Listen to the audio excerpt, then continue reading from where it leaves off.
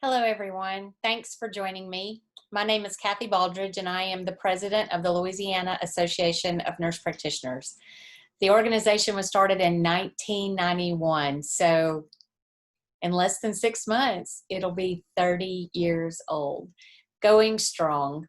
So I want to share with you some information this evening, just a little bit about me. I've been with LANP since 2007 is when I joined as a student. So I've been a member since that time and started serving on the board in 2010. So 10 years I've been on the board of directors for LANP in a variety of different positions. As I said earlier, I am the president now. So thank you for joining me. I want to tell you a little bit about us. We have a mission statement and a goal or vision. We just updated this in January of 2020 with input from the members of the organization. Our mission is to be the voice of Louisiana nurse practitioners dedicated to uniting, advancing, supporting, and promoting excellence in healthcare. And our goal is to accomplish that mission by empowering all nurse practitioners in Louisiana to advance the nurse practitioner profession, promote excellence in healthcare, and improve access to care. So we are a nonprofit organization. We are tax exempt, and so that means that the monies that we collect primarily from conference and membership dues, we don't have to pay income tax on that. We are a group of nurse practitioners that are primarily volunteers. We are made up of an executive board, which includes the president, the vice president, the treasurer, and the secretary. And then Louisiana is divided into 9 regions. And in each of those regions, we have a representative and a co-representative. Again, all nurse practitioners that volunteer their time to the organization. They're in the community for you to help meet the mission and vision of LANP. We also have a student member that will be up for election soon. We have board members at large, including a physician and a member of AARP. We have standing committees, which is the Political Action Committee, Health Policy Committee, the Conference Committee, and we have an executive director, and her name is Rebecca Thibodeau. She owns a company called Simply Nonprofits, and LANP contracts with her to help us manage the organization. So she's very well versed in those things. I am not, so I certainly need help. And then the other paid position on the board, which is not a voting member, is a nurse practitioner who does all things conference related so that we can put on good conferences and CEs every year. So those are the only 2 paid. The rest of us are volunteers. We love what we do. We love feeling a part of something that's much bigger than us. And we feel like we are really helping to advance our profession. So we have 2 associated entities, the PAC, Political Action Committee, and the Nurse Practitioner Foundation, which is fairly new and hasn't been established very long. They are both nonprofits. They both have different tax ID numbers and tax structures, which dictates to us how we can use those funds. Political Action Committee funds are usually come from donations and products that we sell, and those funds can only be used to support candidates, legislators, and senators. And then the foundation, we give some scholarships, and we can do some community involvement things. And so the scholarships are for RN to MSN, MSN to DNP, various different things. We gave our first ones out last year, which we were really excited about. And we have just recently established a medication assistance fund to help patients purchase medications, especially if they've been affected by COVID. Maybe they've lost their job, got laid off from their jobs. Lots of people are really suffering. So watch for more information on that. So in order to meet our mission and vision, we developed a strategic plan. There's 6 parts of that strategic plan, and I'm not going to go through every piece of this, but I want to highlight just a few things for you. Education is one of the things that's very important to us. We want to make sure that you have information about everything, about practice, about clinical, everything. And so we are really excited that we just recently became our own CE provider. And so we're going to be able to offer more free and reduced CE offerings to our members. And so we're really excited about that. We've also done a lot of work on the website, and we've added a lot of information. We recently just added some more information about incident to billing, and so practice issues, those sorts of things you can find on the website. Health policy is always a really big area for any organization. Obviously, there's things that we would like to have privileges to do, and a lot of that requires that we put forth legislation to be able to do those things. Full practice authority is one of the things that we talk about a lot. I hear that there's some people that are not members of the organization because they don't want full practice authority. Okay, but there's lots of other things that we do beyond full practice authority, that we review bills as they come through every legislative session to make sure that the rights that we currently have aren't taken away from us, that it's not made harder for us to practice, that anywhere that there's a bill that's put through, anything healthcare related, that it uses provider language rather than physician specific language. And so in order for us to do that, we hire a lobbyist. So part of the funds from LANP goes to pay a lobbyist. I don't know about you, but I don't have time to be at the Capitol 5 days a week when session is going on. I just don't. And I don't know anybody on the board that does, or any practicing nurse practitioner that does, but that's what we have to have. We have to have eyes and ears that are there looking out for our interests, and that's what a lobbyist does for us. And so that comes from membership dues. Leadership, lots of different things that are happening there.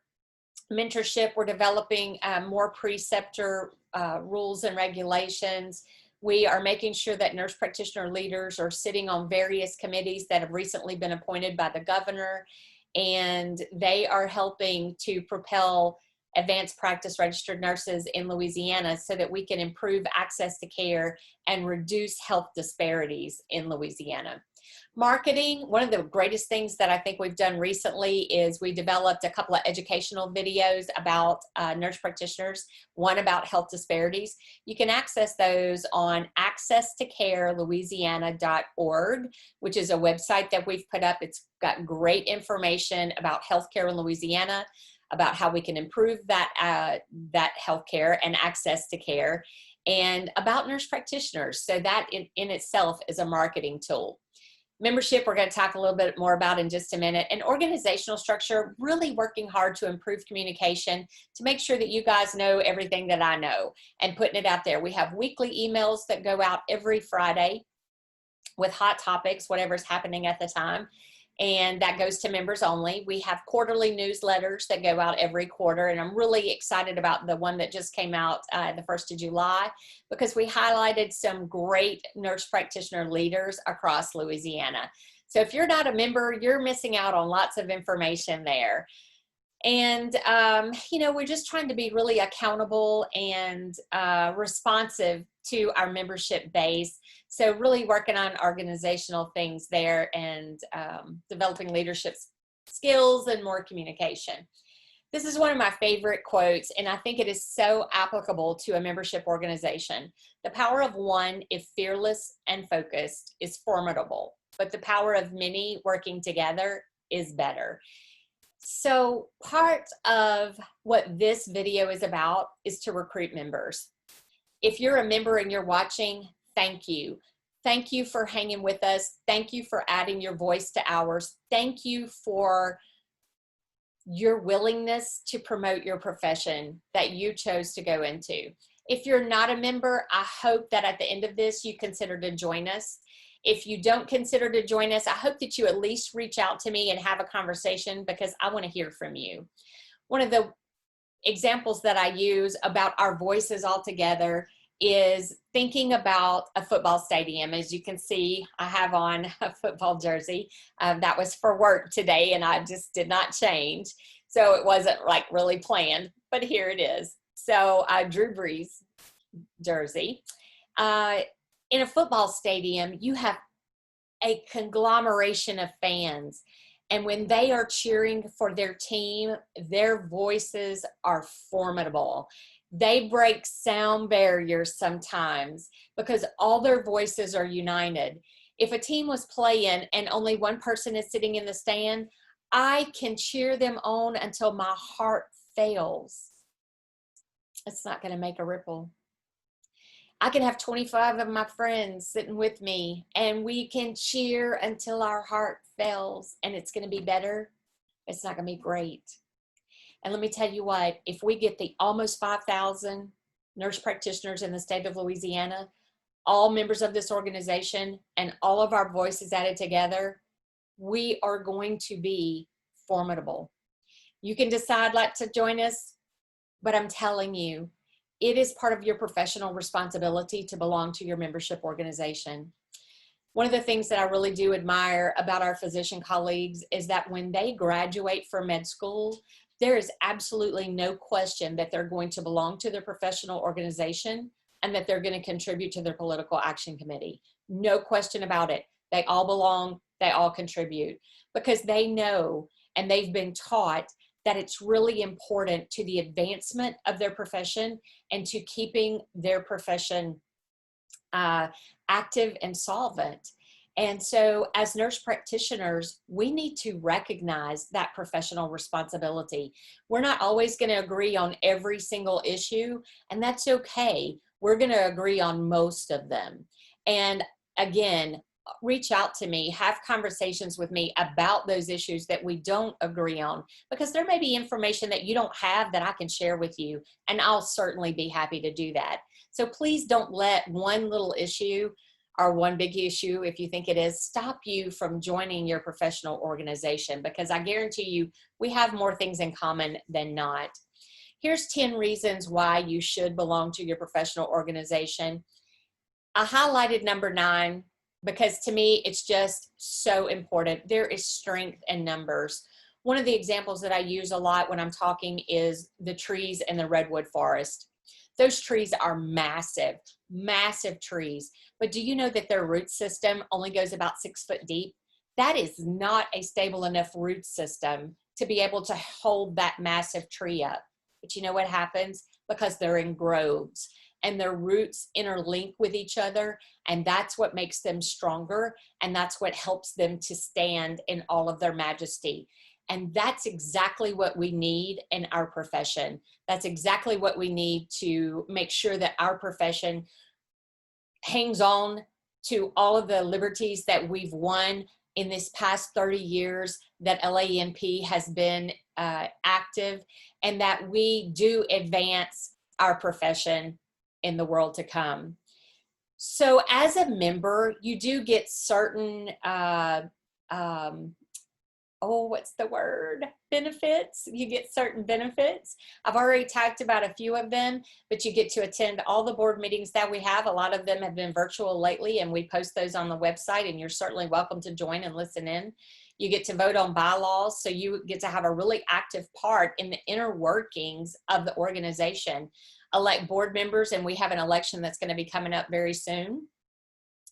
And again, a strong interest and voice in the future of the organization, because as a membership organization, hey, I may be the president, but I'm not in charge. You're in charge. The members of this organization are in charge. And so we are going to ask your opinion. We're going to survey you. You're welcome to reach out to me at any time, because again, it's your organization. In 2017, we surveyed members and non-members, and we asked them, if you are a member of the organization, what's the reasons that you are a member? And so this was the top 3. 1, access to free or discounted CEUs. So, you know, if you're a member, obviously the conference, you get discounted rates to attend the conference, and you can get a lot of CEs there. And like I said, we just became our own CE provider, so we're going to be providing even more of those, and we're really excited about that. Health policy representation. I talked a little bit about the lobbyist. That's exactly what it is. When you pay your membership dues, you're helping to pay that lobbyist, so that lobbyist can be our eyes and ears and help protect our profession at the Capitol. And then legislative updates. If I know it, you're going to know it. I'm going to share it with you. And we have really done a great job, I think, in increasing that communication. And so we do have a health policy Facebook page, which you're welcome to join even if you're not a member. But I don't share everything on there. That is reserved for members. So join. Non-members, this is what they responded. And when we asked them why they were not a member of the organization. They said the annual membership fees were too expensive, and we're going to talk about that in just a minute, and that they had no time to be a member. Let me tell you what, I look at that just the opposite. What I think is that if I have no time, then I need to be a member, because my membership dues are paying for someone else to represent me while I'm out there taking care of patients. You can give as much time to the organization or as little time to the organization as you choose. You can choose to be a part of those board meetings. You can choose to attend monthly membership meetings if you wish to. You don't have to, though. Your membership dues are going to represent you, so that you can have the time to spend with your family, and you can have the time to spend with your patients and take care of your business. That's exactly what your membership dues do for you. So, you know, I'll send out an email occasionally, especially if we do have legislation. This past session, we had several bills that would have severely affected our practice. And so we sent out emails to everyone and said, please, email your representatives, email your senators. We're always going to give you a sample email. So again, try to make it more time effective for you so that you don't have to spend time even constructing an email. You can use the one that we send or use it to edit. So you don't have time not to join. So that's my response to that. So I looked at some bordering states and what their membership dues were, and you can see them there on the screen. And LANP's dues kind of fall right in the middle there. Now, Florida's not a neighboring state, a bordering state, but I added them because, you know, they just recently got a version of full practice authority. And I say a version because they didn't get everything they wanted. Their bill was had some amendments that were added on right at the very last step. It was added so quickly that the members of the organization didn't have a chance to even respond. It was signed by the governor before they even knew that those amendments had been added. And sometimes in legislation, that's just how things happen. But when asked what they felt like was the most effective for them in getting this bill through, they said their membership base. So it is extremely important to be a member of your professional organization, because you need to stay timely on those things, and we need to make sure, again, that we hold on to what we have. So you can see on the right side of the screen there the various levels of membership that we offer and the price structure for a yearly membership rate. Now, right now we have a discount going through July the 30th. If you're a member and you're watching, you can take you can do this as well. So it applies to members. And so even if you're due to expire November the 1st, you can renew before July the 30th at this rate. And your renewal date will remain November the 1st, but it will just change until 2021, November the 1st, 2021. So if you're an NP member, you're going to enter the Essential 40 code, and that's going to take $40 off your price. That is the lowest ever that we've had to join the organization or to continue your membership in the organization. But we know everybody's kind of had a crazy year this year. I mean, 2020 has been crazy. And so we wanted to really do something to show our appreciation. And if you're not a member and you've kind of been thinking about it, or maybe you used to be a member and I don't know, you just decided it wasn't doing anything for you, I encourage you to take advantage of this discount. Join us again. Join your voice with ours. See the changes that we've made. Reach out to me. I want to hear from you. And then Career Starter and Student Member Essential 20 is your discount code there, and it's going to take $20 off. So here's how you contact me. Please ask questions. Please let me know anything that you feel like LANP needs to do better or change. I know that we have some opinionated people out there, and that's great. I want to hear your opinions, okay? Now, if you're a member, I'm going to take a little bit more stock in your opinion because you are a member and I represent you and this membership organization. If you also need anything from the office, you can email Rebecca at lanp.org, and she'll be happy to help you out and get you in the right direction if you have a question about something. So thank you all. I hope 2020 goes smoother for all of us from here on out. And I hope you have a great summer. Thanks.